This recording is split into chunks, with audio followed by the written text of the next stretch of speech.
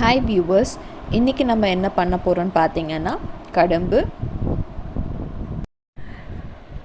இந்த கடம்பு செய்கிறதுக்கு தேவையானது சீமைப்பால், அதோட வெல்லம், ஏலக்காய். பால் ரொம்ப திக்காக மஞ்சள் கலரில் இருக்கும். அதோட வெல்லத்தை நல்லா கரைச்சிடுங்க.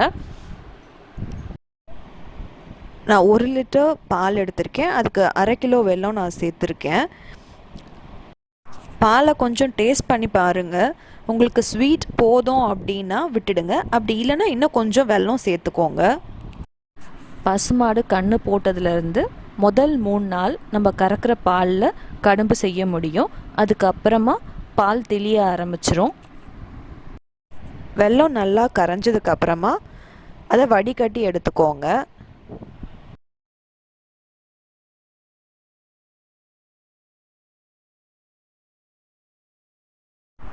ஏலக்காய் சேர்த்துக்கோங்க.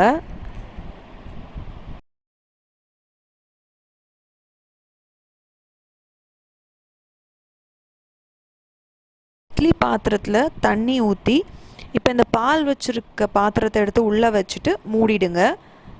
இது 20 நிமிஷத்துலேருந்து 30 நிமிஷம் வரைக்கும் டைம் எடுக்கும் வேகிறதுக்கு. கிராமப்புறத்தில் இது ரொம்பவே ஃபேமஸான ஒன்று. என்றைக்கு அவங்க வீட்டில் மாடு கன்று போடுதோ அன்றைக்கி கண்டிப்பாக அவங்க வீட்டில் கடம்பு செய்வாங்க. கடம்பு ரெடி ஆகிடுச்சுங்க.